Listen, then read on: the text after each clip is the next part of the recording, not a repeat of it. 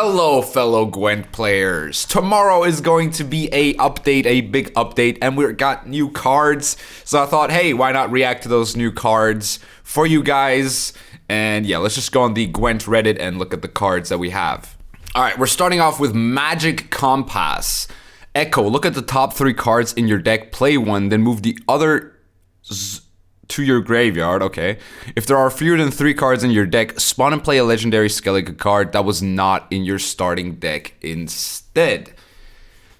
Very interesting. Okay, so it's the Echo ability seems very fascinating, actually. I think this is good with Lippy, right? Because you thin your deck quite fast with Lippy, and you get a lot of cards out of your deck as well. It works with like Morkrug as well, which is pretty cool.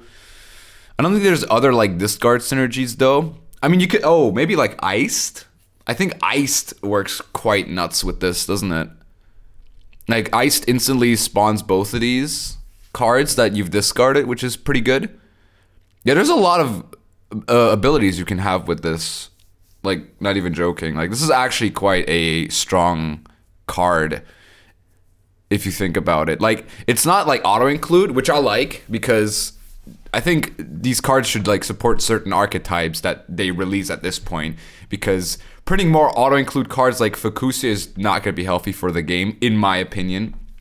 So this Magic Compass card seems pretty okay, honestly. I mean, if I were to give it a rating, which I will probably give all of these cards, I'll give 1 out of 10. 1 to 10, the rating. This card would probably get a 7,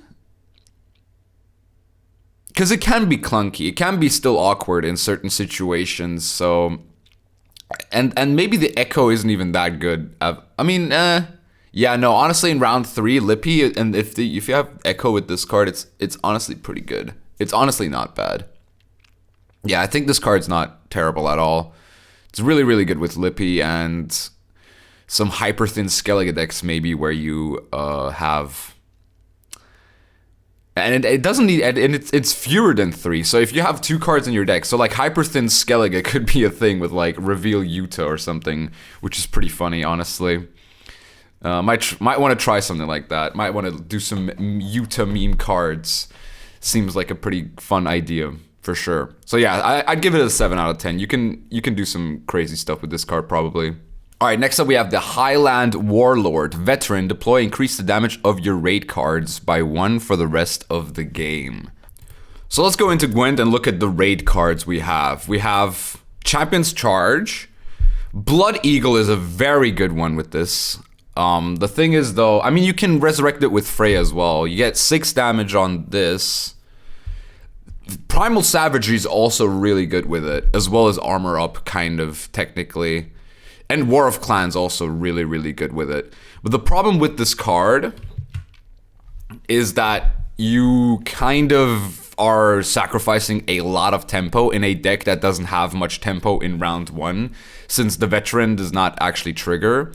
So like with a Bran, it's a 4 for 5 tempo play, which honestly is kind of weak if I'm honest. Like, I don't know why you would play this card. You could play like a full out like Highland warlord strategy where you try and resurrect it like 4 or 5 times, which is pretty funny. But other than that, I don't think this card is very strong. I'm gonna be real with you guys. I think this card is actually quite weak. Because, like, you play this, and the extra damage, you'd have to draw 2 of them, first of all, in round 1, to make it even worth it. You have to be on red coin as well, because of the tempo you sacrifice for this. Yeah, I don't think this card's good. I don't think this card's it. I'd give this a 2 out of 10. It doesn't really support the warrior archetype that well. It's a bit of a meme strategy if you go all in on this card. So, yeah, I'd give it a 2 out of 10. I don't think this card will see competitive play, and I don't even think the meme is funny enough for it to be worth it. So, yeah, a bit of a disappointment. First time I've actually, like, realized that Skellige is not getting a completely busted card, so that's very interesting for sure. But, yeah, Highland Warlord, a definite interesting card, but I think it just needs a bit more juice. Maybe like a 5 power in round 1. That seems better, I think. Next up, we have Prism Pendant. Whenever you target an allied unit with a special, give it vitality equal to the special's provision cost. Whenever you target an enemy unit with a special, give it bleeding equal to the special's provision cost. Okay, so... Wait, this plays for 0 tempo, right? Oh yeah, this plays for 0 tempo. That's bad. It's not even like... Okay, I'm not sure if there's a card that is supposed to synergize with this in the next one, or like the bronze one. But I feel like this card is garbage. Like, it has to be garbage. Like, okay, I think the best example of a good target is like Orb. Like Alzur Orb, and you get like 6 vitality instead of just 2. I know you get 8 vitality, don't you? Because it's provision cost. Not sure that's even that good, honestly. Like 6 vitality is like, it's a lot of extra points, don't get me wrong, with like an orb. This card can pop off, but you take 1 turn away by playing this for 0 tempo. The card is only playable in round 3 realistically, and even then, if the round is short, you're playing a 0. I think this card is honestly worse than the last one. I might even bump the last one, the Skellige card, up to 3 out of 10, so I can give this a 1 out of 10, honestly. This card is hot garbage. From what I know, is in the game. I don't think there's any like secret synergies as well. Give it vitality. Yeah, so, but I think it's supposed to work with cards like Pact, where Pact becomes like a 10, right? Like, you're not trying to get like 10 vitality with something like Garrison. Sorry, 9 vitality with something like Garrison. You just kind of want to get like extra value out of things like Mahakam's Forge. So in that case, it is pretty strong, but you need to draw the cards. And there's not many like actual good boost things. The bleeding on the damage... That's good with Circle of Life. That makes Circle of Life an 8 plus 2. I mean, the card does have obviously a lot of potential point-wise, but whether those points or that potential is realizable in an actual game and made viable is completely like different from like how hypothetical the card works. So I think this card is pretty bad. Maybe I'm wrong about it. It's quite hard to judge. Like, the design of it doesn't really give away anything realistically. So yeah, I think Prism Pendant is pretty trash. All right, next up we have Giant Slayer, a dwarf. Okay, deploy. Choose an enemy unit. If its base power is higher than self's, gain 3 armor. Barricade at the end of your turn, damage chosen unit by 1. Death blow, gain resilience. Okay. That's very interesting. This actually, they had this kind of design in a different way a while ago with the Marauder. Mahakam Marauder used to be a 6 provision that said when this card is boosted in hand, give it vitality, basically. So you had to boost the card in hand, and then you could play it, and it was like a 4-point resilient unit, but it would die very easily, obviously. I think this one will die less easily since the armor does give it a lot of potential, especially when you try... I mean, the thing is you kind of want to target small units, so the 3 armor you very rarely actually get. You kind of... This is a good card to play, I think, turn 6 or 5. Depends on which coin you are on, right? It's very interesting for sure. Like, or sorry, not 6, but like turn 8 or something, or no, turn 7, where you can like target a 2-point unit and then it'll gain resilience, and the opponent can't really do much against that 4-point carryover. It's an interesting card. It's hard to evaluate, honestly, because a 4 for 6 that deals 1 damage at the end of its turn. So it plays for 6 tempo if the opponent passes, that is. It probably does force out. I mean, does it actually, like, the thing is in dwarves, there's very few engines that do like overpower the opponent. And the engines usually are kind of fair in dwarves. That's kind of what makes dwarves kind of bad. Like their cards are very fair. And like a lot of Gwent cards these days are very unfair, right? So Giant Slayer seems like one of the more fair, unfair cards. And with that, I mean like fair recent cards that they've released, because there's a lot of busted stuff. I'd probably give it a 4 out of 10. I think this card is below average, but I do like the idea and the design behind it for sure. Maybe it would need more than the deployability for it not to play for like very little tempo. But we'll have to see. Maybe this card will be strong and give dwarves what they need. But I don't think with current dwarves that's going to be the case. All right, next card is Shady Vendor. Profit 2. Tribute 4 melee, create and play a bronze 4 provision crime. Tribute 5 ranged, create and play a bronze 5 provision crime. Holy moly, this card is good. Yo, this card's auto-include in like Syndicate. Wow, this card is insane, bro. What? This card is completely insane. That's like a gold card, and you can play 2 of this with, oh my, you need 3 coins in your bank for it to trigger, and then you still have King of Beggars. What? Yo, this card is so good. So good. Oh, by the way, also Nilfgaard loves this card. Like, Nilfgaard is gonna have a field day with this card. If Nilfgaard becomes meta, like Syndicate has to cut this card, even though this card seems uncuttable. This card is so good. Holy Matt, this is a 10 out of 10. Like, even, no, this card is completely broken. Completely broken. Like, really strong. Like, creating a bronze 4 provision crime, even a 5 provision crime. Like, this is so good. So let's look at the 5 provision ones. We have, okay, the 5 provision ones you want payday pretty much every time. I guess Hysteria isn't terrible, and I guess, actually the 5 ones are pretty bad. I guess Stolen Mutagens and Payday are pretty okay, since Stolen Mutagens is able to deal 4 damage. So it becomes like, if you're going for Payday, it becomes like a Forest Protector. And at 4 we have a lot of good options at 4, actually.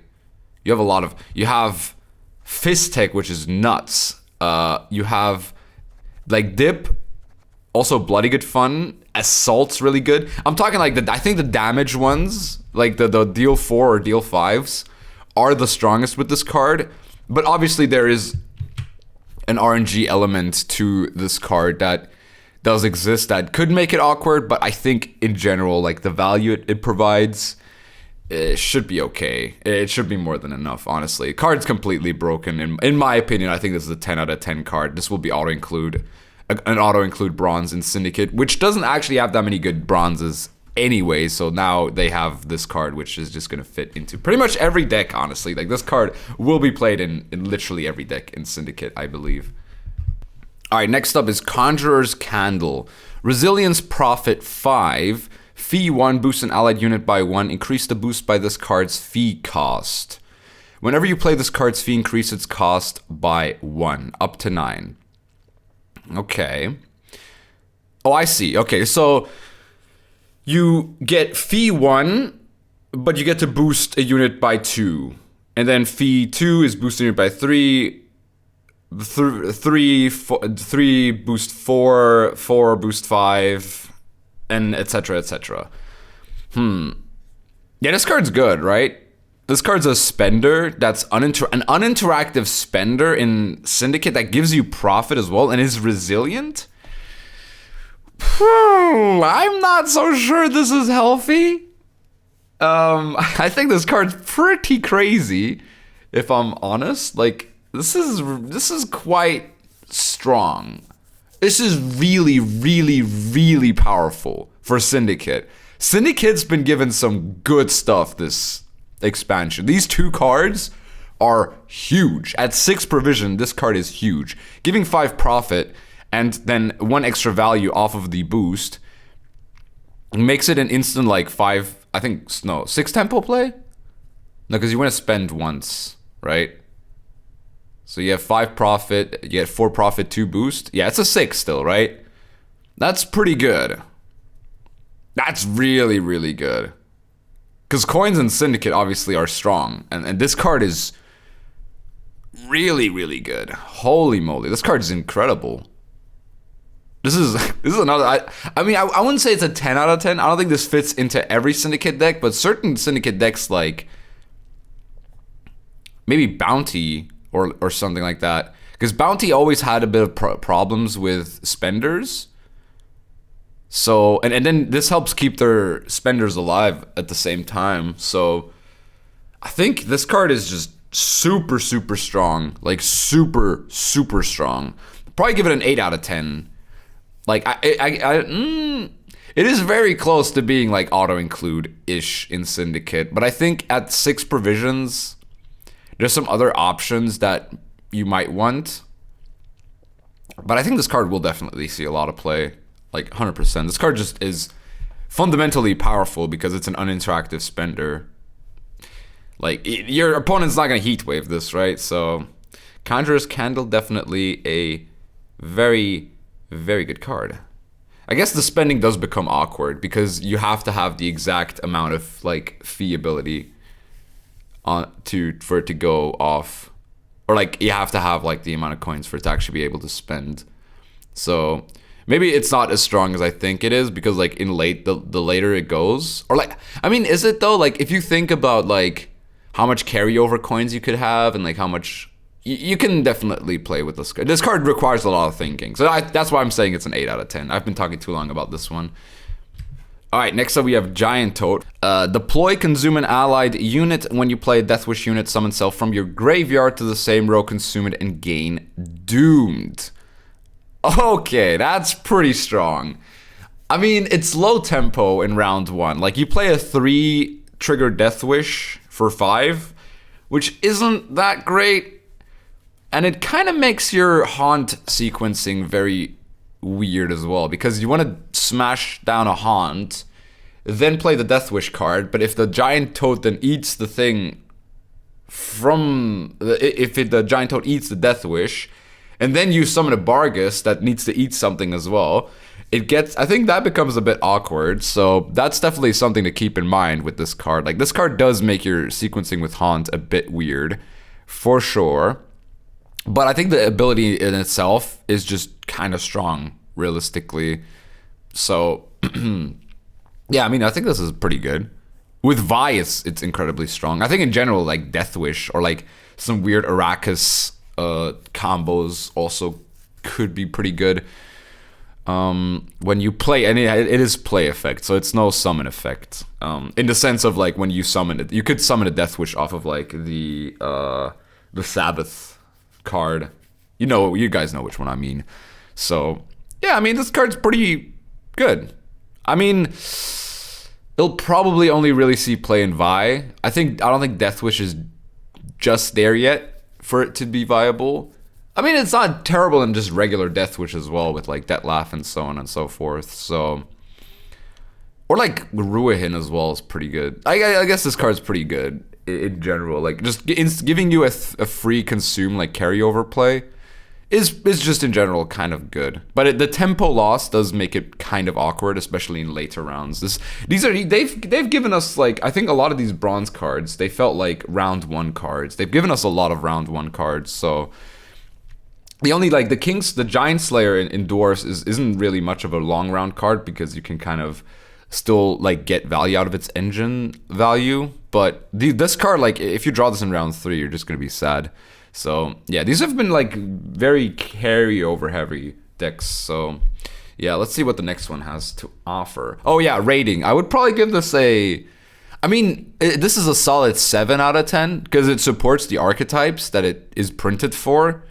You won't see it in, obviously, every monster deck, but this card definitely supports the right archetype.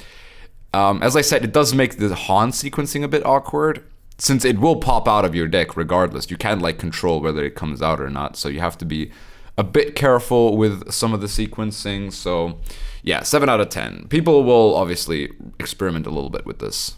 Alright, next up is Necromancer's Tome. Whenever you play a bronze unit, summon a random copy of it from your graveyard to the same row and give it Doomed.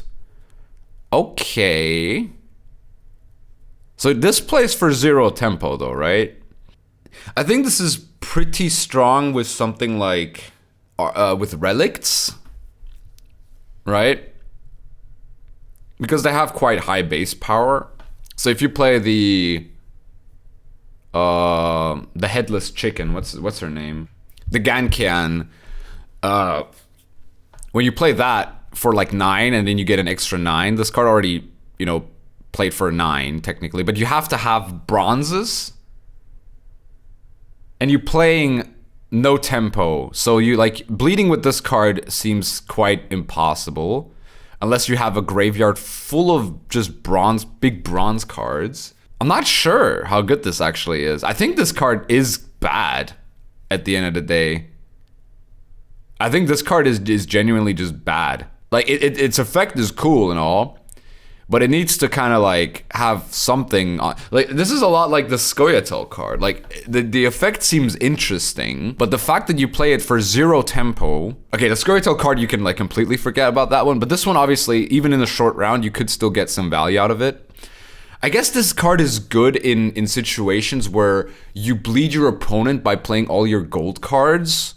And then in round 1, you've played all your bronzes, and in the next round, you bled with the golds, and then you have this card, and then you, in the shorter round 3, and you play this card, and then you play the bronzes that are left in your deck, I guess? I don't know. This card seems a bit awkward. Like, it requires a lot of setup. This would work a lot better in something like Skellige, where you're able to control what you discard.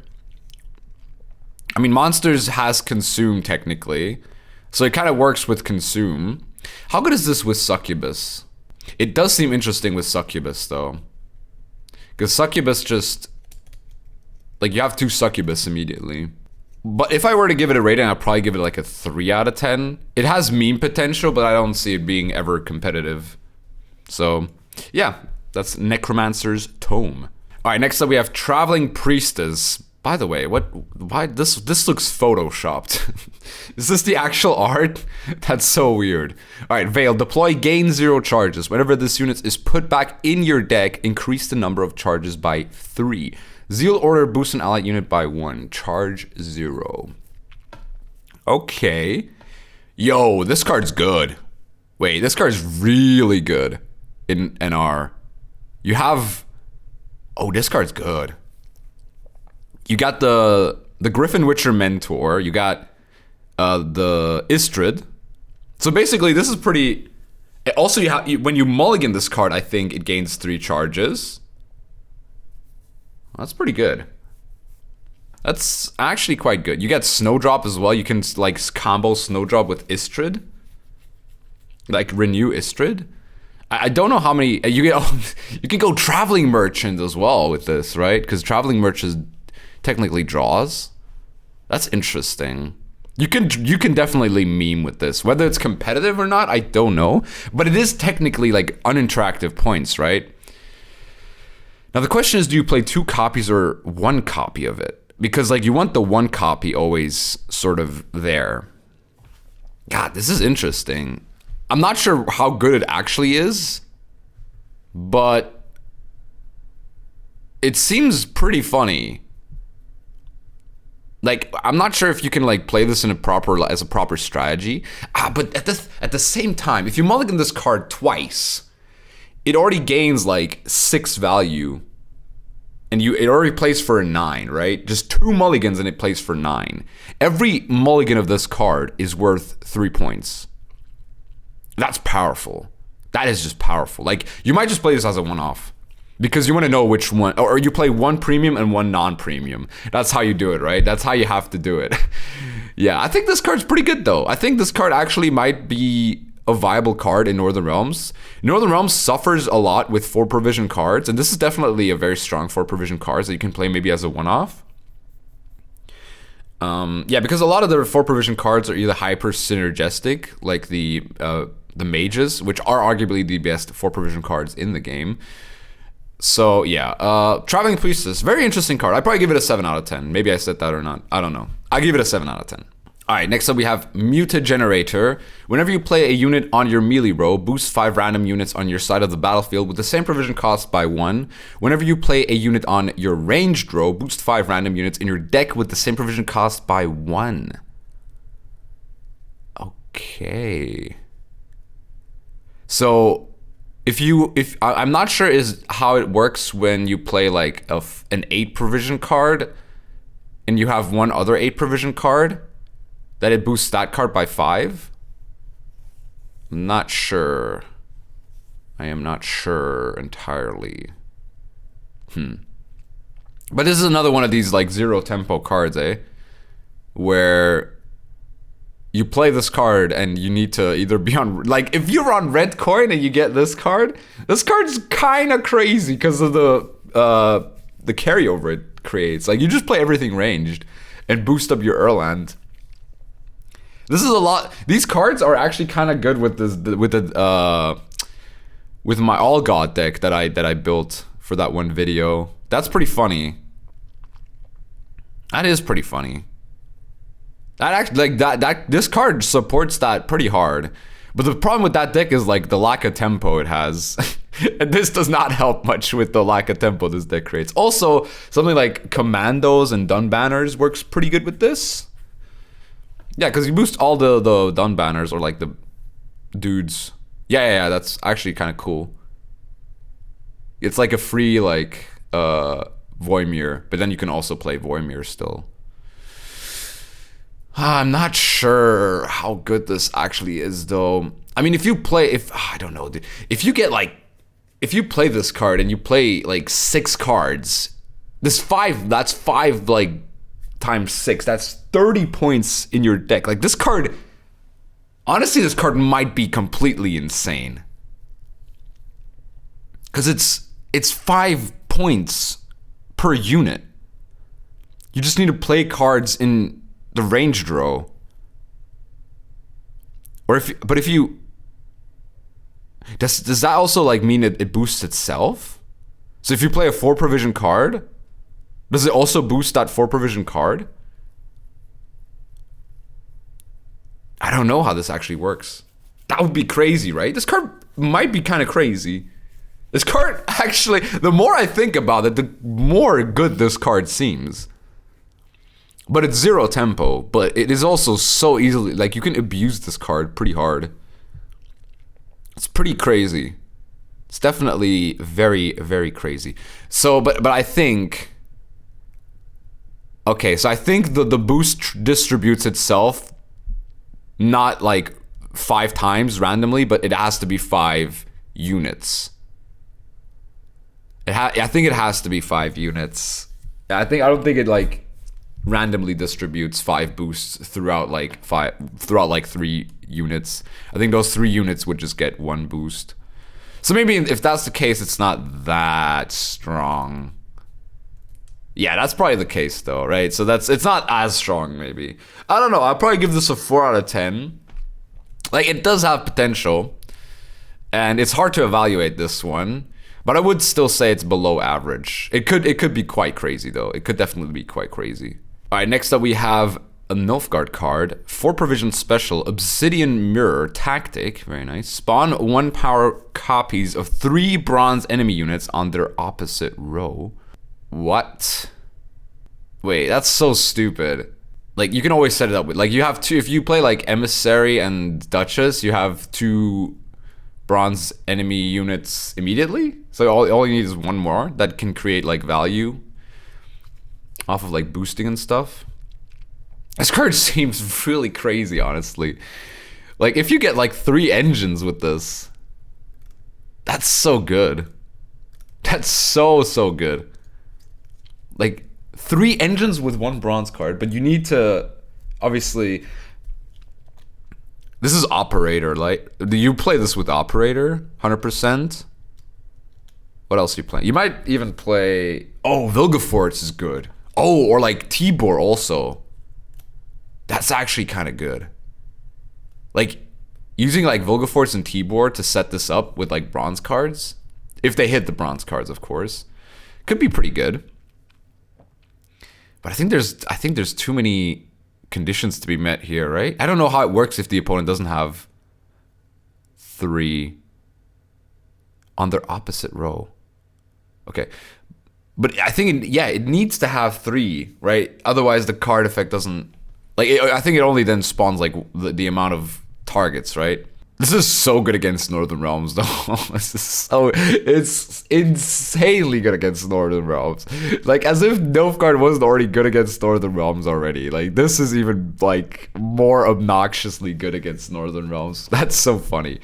I don't know, this card's probably bad, though. Like, if I think about it, this card plays for 3 tempo, technically. But it sets up, it could set up 3 engines, also. I don't know, man. I think this card's pretty bad. Yeah, this card's bad, right? This card's like a 3 out of 10. Give it a 3 out of 10. Yeah, that seems correct. All right, next up we have Prophet. Wait, I think this is the only actual gold unit that's been in this expansion, if I'm not wrong. Yeah, this is the actual only gold unit.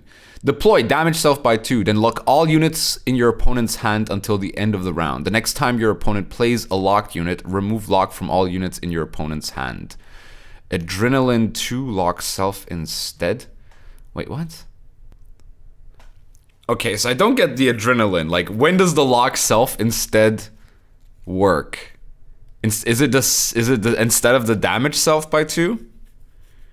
The next time your opponent plays a locked unit, remove lock from all units in your opponent's hand. So this is kind of cool. This is a cool ability. It's a pretty cool ability. Like, it's also pretty interesting. The timing of it is very difficult, though. Definitely difficult timing. So it's like a 6 for 7 that locks a unit in your opponent's hand. Or like all the opponent locks all the units in your opponent's hand. Wait, how does this synergize with Thirsty Dame? That would be kind of nuts if it synergizes with Thirsty Dame. Yeah, but I think this is pretty interesting. Remove a lock from all units in your opponent's hand. So yeah, the first, like, your opponent can kind of just chill and like with a bad card, and then he can play that bad card. But if he only has good cards left, this card actually is kind of nuts. This card could be kind of nuts.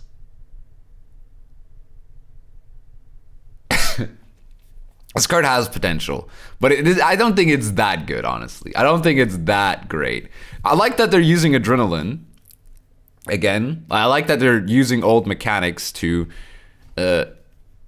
actually, you know, make abilities interesting and be able to balance certain things. So, yeah, I don't know. I don't know how good this actually is. This is super hard to judge. This is super meta dependent. Like, if there's a lot of Northern Realms, you can definitely play this card. But if there's a lot of... But even like you even lock the deploy ability, right? What is this not good against? This is pretty good against Syndicate as well, because if they like have a Savola finisher that they can't use it, right? It's pretty crazy being able to lock the last card. It's kind of like a Cambi. It's kind of like a Cambi, which is pretty interesting. But people will be able to play around it quite easily as well. So I don't know. I think this card needs to see actual like experimentation and proper like testing and trial and errors and stuff. So yeah, I definitely think this card's gonna see some experimentation.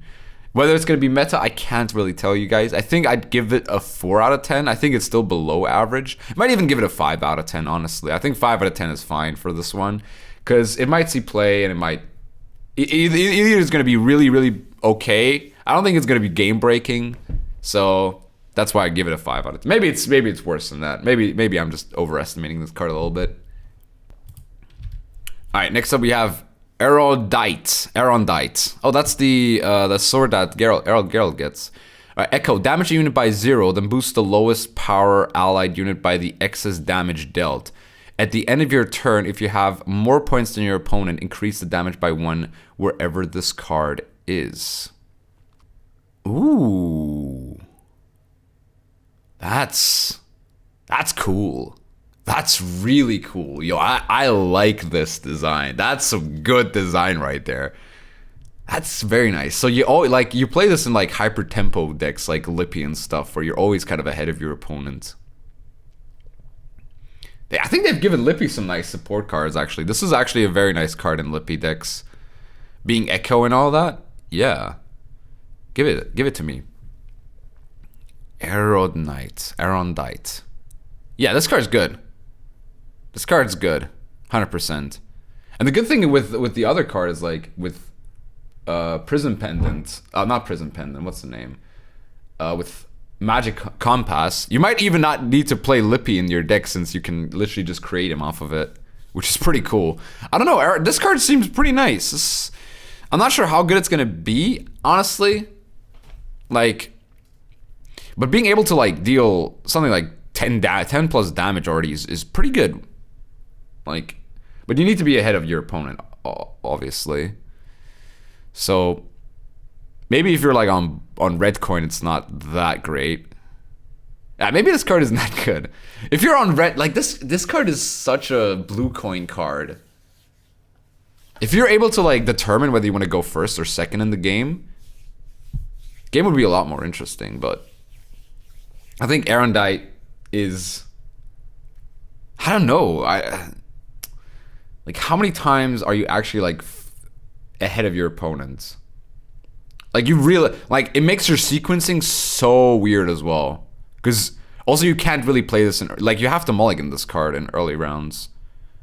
Because, I mean, not necessarily, actually. Not necessarily. Huh. It's cool. This card's cool, though. I really like this card. Like, it even like works in graveyard, right? Like, it even boosts itself in graveyard. So even if you, after you've played this, it'll keep growing in the graveyard, which is pretty cool. Yeah, I also like that they're bringing Echo back, and like actual, you know, keywords that they've used, and they actually use those keywords. Wow, who would have thought? Who would have thought that keywords are good? As for rating, though, I'm gonna give it a generous 6 out of 10. I think 6 out of 10 seems fair on this card, because this card can be pretty good. Like, this card can be pretty good if you wanted to, right? So definitely a fun little card to be using. All right, we got Arcane Tome. Zeal Order. Play a special card from your deck, then move self to the opposite row. If there is no space on the opposite row, destroy self. Cooldown 1 at the end of turn. If not on cooldown, destroy self. Wait, that's kind of crazy, isn't it, though? Wait. Then move self to the opposite. If there's no space on destroy. Cooldown 1 at the end of your turn. If not on cooldown, destroy self. If not on cooldown, destroy self. So you're giving your opponent this card, right? You're playing a special, then you give your opponent. That's any special card as well. Wait, that's crazy. If not on cooldown, destroy self. I don't understand that one. If not on cooldown, destroy self. At the end of your turn, if not on cooldown, destroy self. I don't understand how this works for the opponent. And I don't even know what if not on cooldown like means. If not on cooldown. So if you have the order but never used it, right? This card, it's funny, like, do you want to play this card, or do you want your opponent to play this card for you? Which is kind of interesting. This card is a very interesting deck building card, because either you play it or your opponent plays it. And if both of you play it, you're gonna thin your deck quite nicely. That's kind of crazy, though, right? I think this is pretty crazy. Like, being able to just play any card you want just seems good, even if you give it to your opponent. But then your opponent can play some good stuff as well. I don't know how good this could. It does actually seem like a very strong card. 6 provision, literally play any special card from your deck.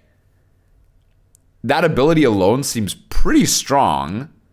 And then if your opponent's clogged, it's just a 6 provision play spell.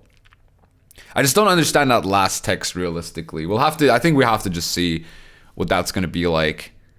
And yeah, let's just move on to the next guy. I mean, I would probably give this card a Honestly, I'd give this a 7 out of 10 but I give it a 7, not like an 8, maybe even an 8. Honestly, this card seems pretty damn strong, for sure. All right, next up is Mysterious Puzzle Box. Disloyal. Deploy, spawn a 7-power Djinn on the opposite row, and choose a card from your hand. Adrenaline 2. Spawn a 7-power Djinn on the opposite row and destroy self instead. Order, pick a card from your hand. At the end of your turn, transform highest provision chosen card into thing from the box, then banish self. Okay, wait, is there like more arts to this? Alright, I need to... Alright, somebody explained how this works. Let me just read how this works. So, you play this card, you can choose a card from your hand. Your opponent then can choose to click the order or not. If they do, they choose a card from their hand. Then, whichever player chooses a higher provision card from their hand gets a card turned into the thing from the box. Obviously, turning lower provision garbage into 13... Okay, so thing in the box is a 13-point Doom token. And the 13-point token is good, but if your opponent chose a higher provision card than you, then you get the benefit instead of you. It's a bidding war. If you bid too high, you're potentially wasting a good card. If you bid too low, your opponent gets a good card for free. That's pretty cool, honestly. So, but I think but I mean, like, adrenaline, you're never using this for adrenaline, too. You're using this for your opponent to just... This is so cool, dude. This is a really funny little mind game. A little mini game within the game. Choose a card from... So either he... So you never want to, like... I think you never want to choose 4 provision cards. You want to choose, like... 5 provision cards are pretty interesting. But, like, why would I want to transform something that has an effect into something that's a 13-point body? I think this card's... I mean, but the thing is, though, your opponent literally decides... Yeah, the opponent literally decides whether this effect actually goes off or not. So that's pretty weird. Yeah, that's pretty weird. I don't know what to give this card, honestly. This card's just so weird. These are really weird cards that they printed for this expansion. They're gonna change up the game quite hard. They're gonna do something with this meta. This is gonna be an interesting meta for sure. Glad that I'm back to witness it. Yeah, I think this card's pretty fun to use. It should. I mean, I think no fun opponents would just never click this, right? They will never click this card. Yeah, I don't know. Maybe this card's kind of bad. Maybe it's just a good old 4 out of 10. Maybe it's more interesting that it actually seems playable. So, yeah. Whoa! Is that an actual 4 provision gold card? No way. Is that actually... Okay, well, let me just read it first.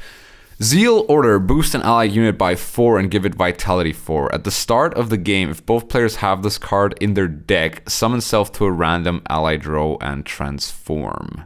So basically, it transforms into Vial of Forbidden Knowledge, which has look at your opponent's starting deck, cooldown 1. So this gives you either... So if both players... Oh, okay. So if both players play this, both players get to look at the opponent's deck and what they're playing / what's in their hand. They can assume what's in their hand. I think this card's pretty... I mean, at the end of it, it's an 8 for 4 though, right? Even in the worst case scenario, it's still an 8 for 4. Which is pretty good. Like, wouldn't you just play this card? I feel like you would just play this card, right? Just because it's good. Alright. I mean, what would I rate it? I think this card might be a 9 out of 10. I don't see a downside in this card. Like, if both players play it, they then both have this quite important knowledge that can literally just look at the opponent's deck.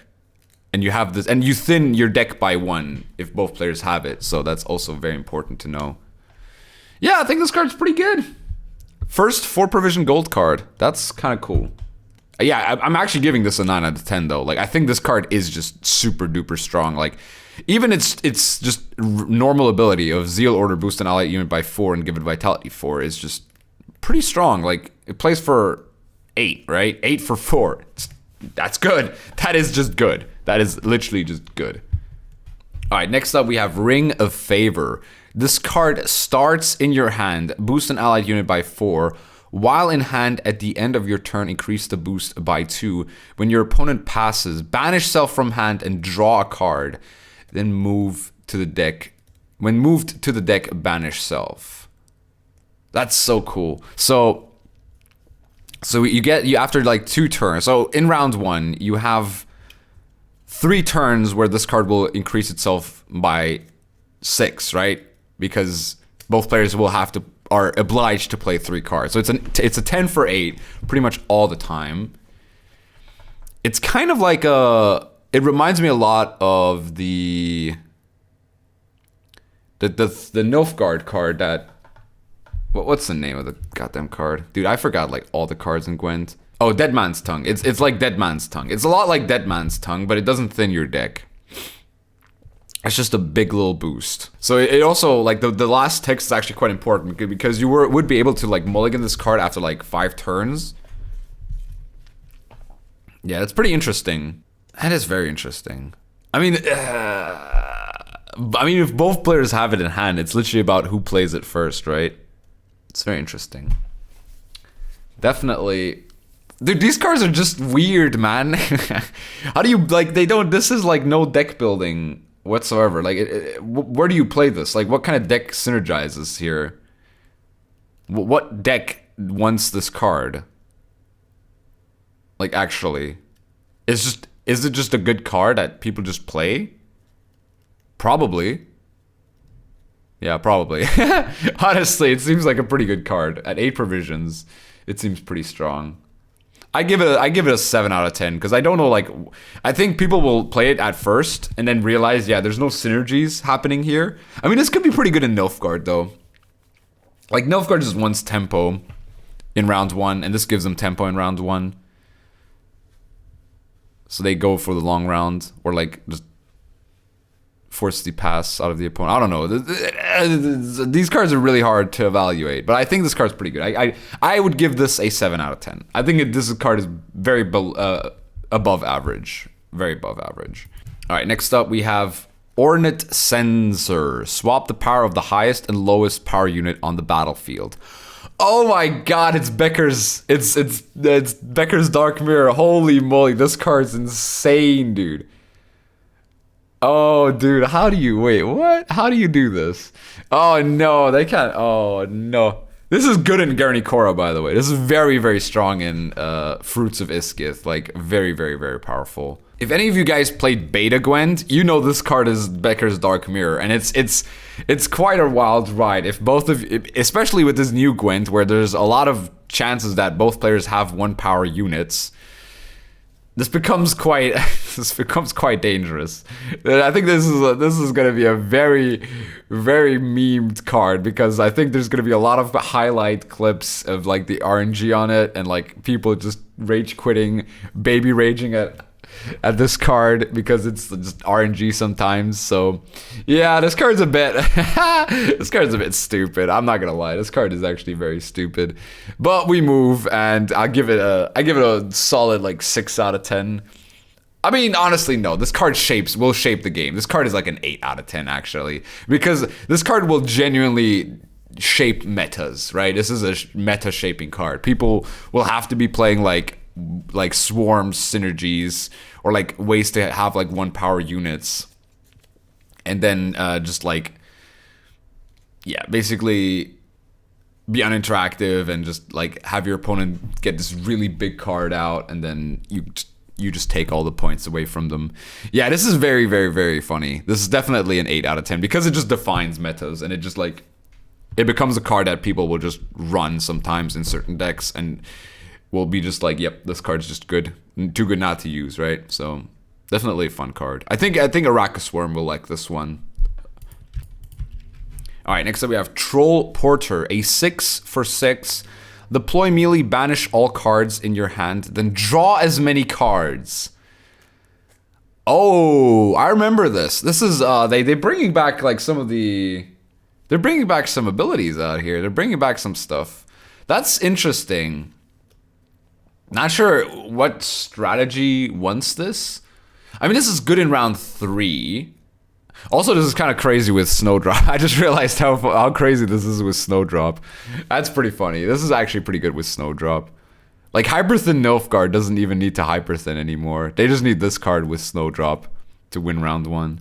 I think this card is an ultra meme. Ultra meme. I don't think there's a card as trolly as this one. Yeah, no, this card's bad. This card's just bad. I don't know a single like game where you would like actually banish your entire hand. You would have to play like golds first and then discard some bronzes and then you good. Yeah, that's a bit weird. This card's definitely weird. Like you can't even play it in Lippy decks, right? Because you want to have the cards in your graveyard. Yeah, I think this card is just bad. I'd give it a 2 out of 10. It has some funny potential with Snowdrop. I'll probably like play a Troll Porter deck. I mean, I wouldn't know what deck to actually play this in, so yeah. Alright, next up we have Rune Mage. Deploy. For the rest of the game, your create effects show you 5 options instead of 3. Create and play a rune stone. Yo, that is strong, dude. Whoa. What? What? That's insane with Nilf. This card's insane with Nilfgaard. Wait, this card's so good with Nilfgaard. Bribery, Imperial Diplomacy. Then you also have, I mean, what other let's look at all the create effects in the game. So you have Chapter of Wizards. You have Gerhardt as well. Okay, Gerhardt doesn't really do much. Gascon, okay. Iber, Triss is alright. Uma's funny as well. Uma's friggin', oh yes, let's go with the Uma, baby. Uma and Aguara, yeah. That's good stuff, that's good stuff. Walter, I guess, as well. Vigo is big here. Vigo being able to actually hit the 1 power. Yo, this card's nuts in Nilfgaard, dude. This card is so good in Nilfgaard. Like, just the empowering Bribery, Vigo, and Imperial Diplomacy is just completely nuts. Also, Runeword's good with it. Dude, there's so many good cards with this. There's so many good cards here. It's crazy. That's crazy.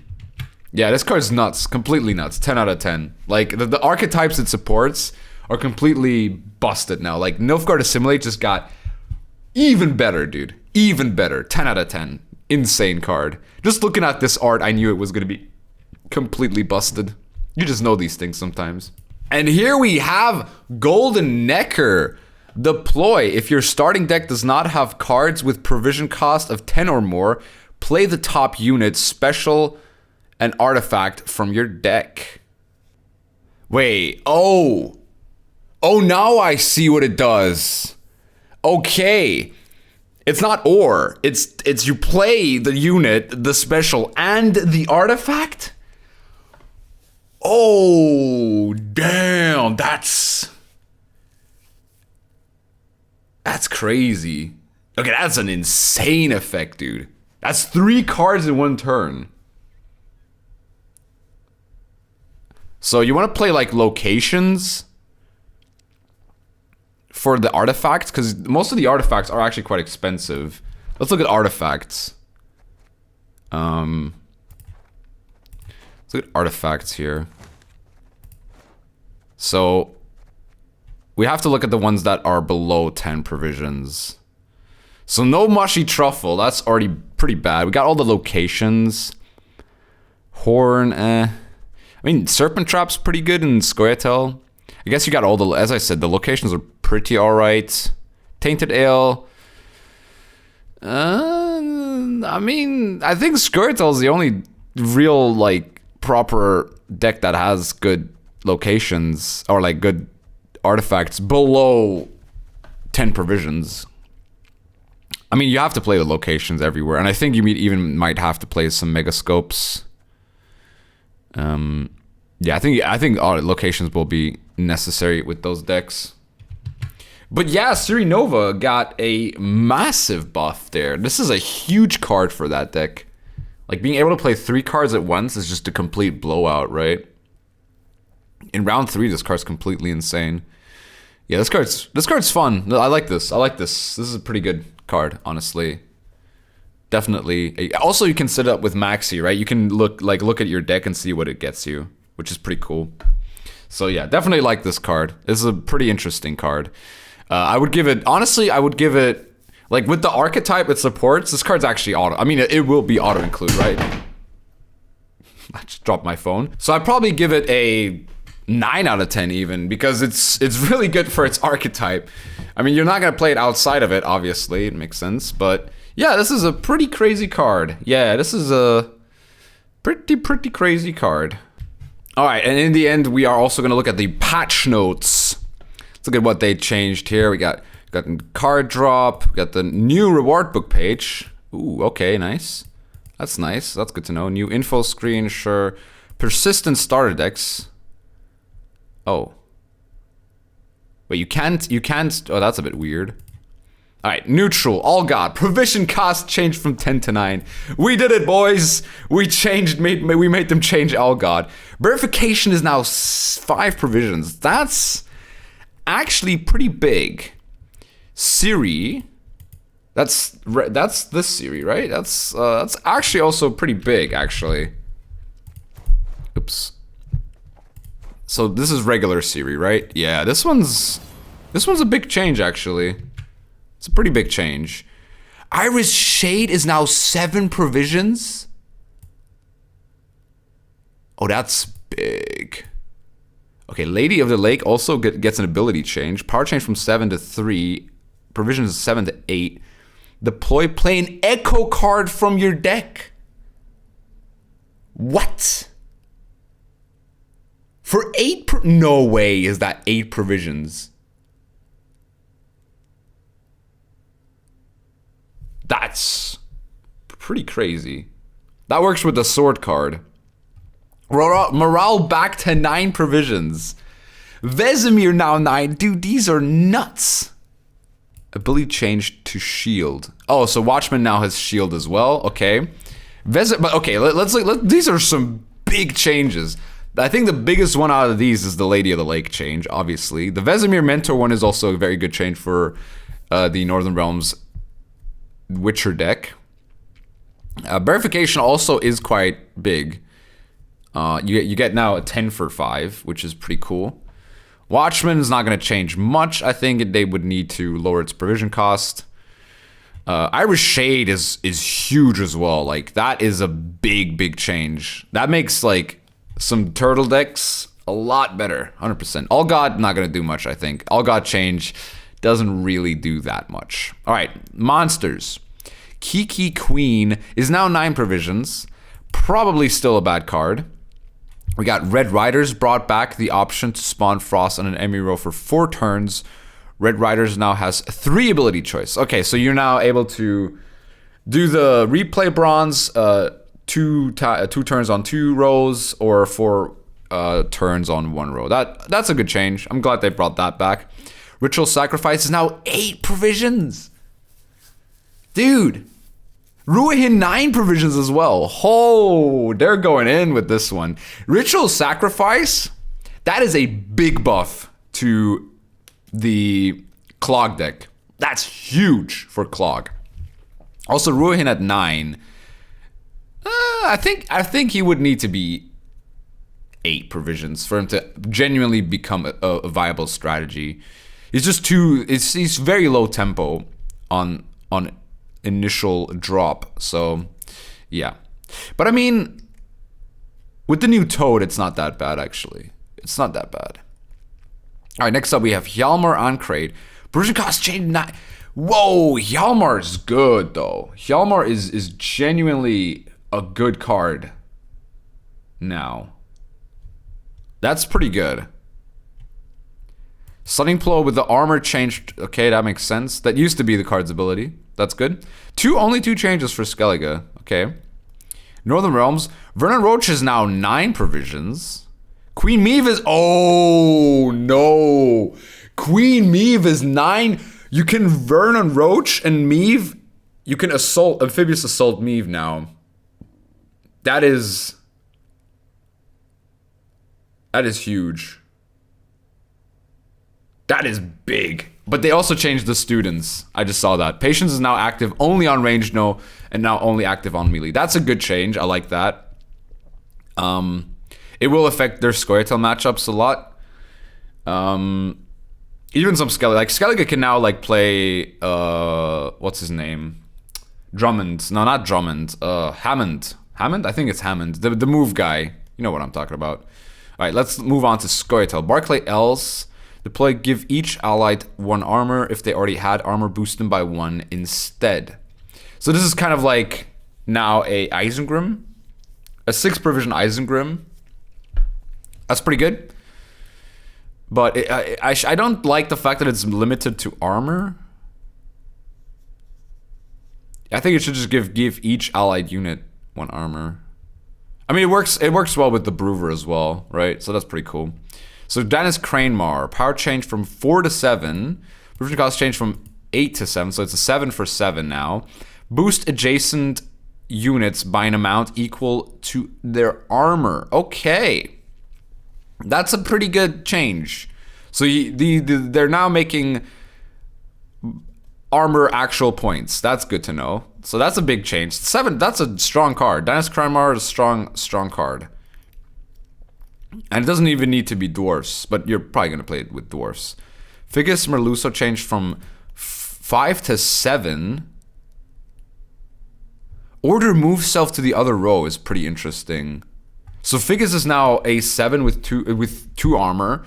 With your ability, it's 3 armor. It's pretty good.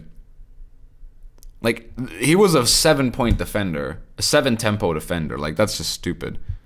Now he's an 8. He's a 9 tempo defender. And he can't be muzzled. And now Munro can do it 3 times. Okay, Sultan Chevet now 9 provisions. Okay, Sultan Warrior changed from 6 to 4. From 10 to 13. Okay. Deploy, damage 2 enemy units by 3. For each unit that survived, spawn a roadie dwarf on this row. Barricade, at the end of your turn, damage a random enemy unit by 1. So they're basically... Yeah, okay, that makes sense. So they're making it very, very powerful now. Very, very, very powerful, basically. Yeah, that's a good ability. So it plays for 10 already. And then you spawn 2 roadie dwarfs. For each unit that survived, though. So you can't actually kill the cards. And you get the barricade engine as well. So it plays for 14, right? Now we have Zoltan's Company. Spawn 2 roadie dwarfs on an allied row, then give each dwarf on that row 1 armor. Increase the number of spawned roadie dwarfs by 1 for each Zoltan in your starting deck. Very nice. Okay. Very, very nice. Oh, and okay, Dried Grovekeeper now has the Berserker ability. Wait, no, not the Berserker. Wait, who's getting that ability then?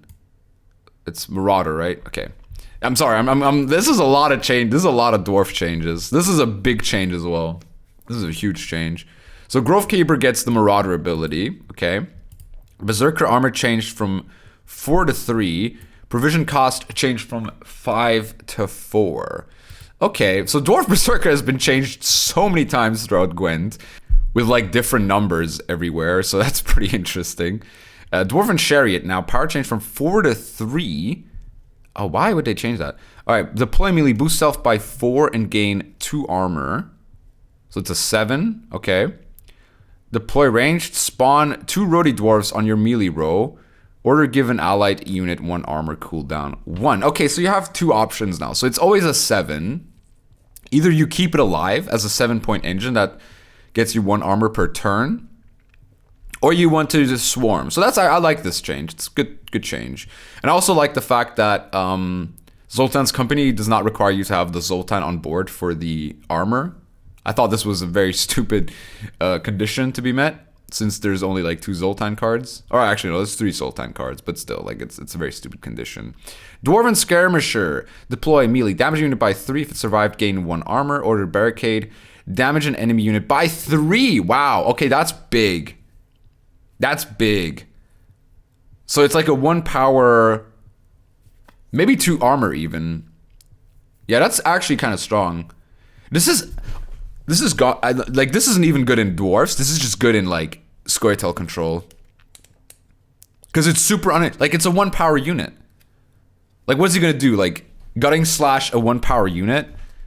Like, I don't think that's gonna happen.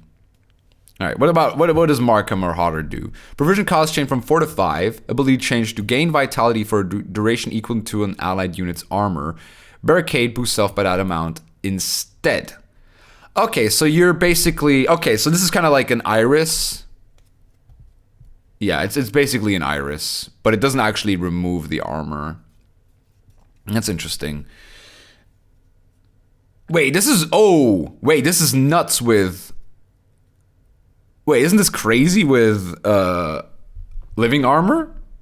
Wait, this is a 14 for 5 with living armor. That seems pretty good, honestly. Wait, living armor is nuts in this deck, isn't it? Oh, but yeah, living armor doesn't boost itself with Kramar, right? Boost the Jace. Okay. But still, like, I think this is pretty nuts with living armor, right? I mean, it has to be. Like, let's look at the neutrals. Like, what card has a lot? Like, this has 10 armor, dude. Like, that's just good. You could make, like, a weird all-in Marauder deck, which is funny.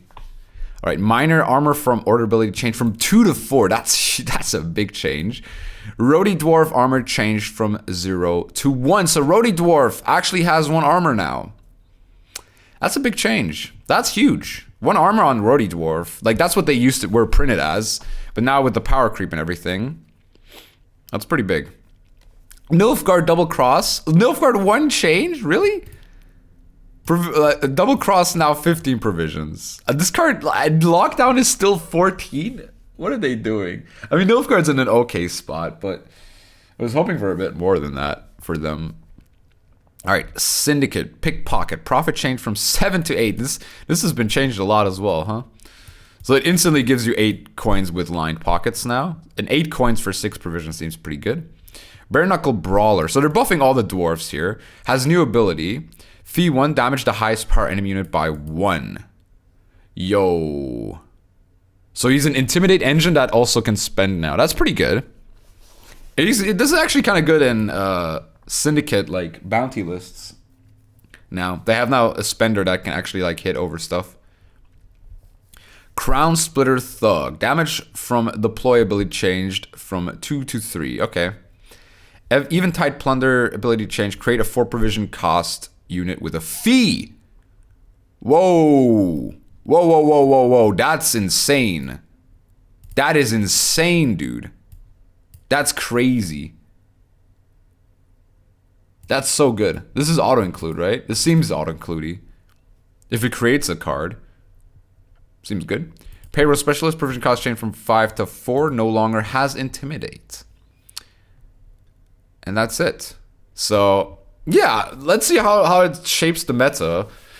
Well, I think a lot of people will be trying some dwarf nonsense. I want to be trying some Marauder into living armor nonsense. That's going to be a meme cards episode for show. So, yeah, going to look forward to that. Hope you guys also will be looking forward to that. Tomorrow is patch day, and it's going to be a nice little day for the patch. I'm sorry I haven't uploaded the last 4 days because I had some friends over from the foreign countries that I am associated with, and yeah, I'll be playing a lot of Gwent this week. I'll definitely be playing a lot of Gwent. I might even stream a little bit here and there. It's just I've been quite busy. I've been going out a lot, drinking a lot, living my life, and this YouTube thing is kind of just sort of a hobby. So if I don't upload for a while, I'm sorry. I will try to upload as much as I can because I love you guys and I love doing this. There's just sometimes I don't have the capabilities, and I don't want to force myself to do it as well. So this is kind of like a bit of a, I mean, if you're this far into the video, you're a real Hobla man, and yeah, I will try to upload as much as I can, obviously. But the thing is, I also will upload only if I really want to. Like, I was gonna do 2 videos today, but I'm a bit out of energy, and I kind of fell asleep very late, and I kind of had a bit of a hangover situation yet again. Don't worry, guys. I'm not an alcoholic. I'm just you know, living life right now. So yeah, if you watched this far, thank you for watching. Please leave a like if you enjoyed this video. Also subscribe to the channel for more Gwent videos, and I'll see you soon.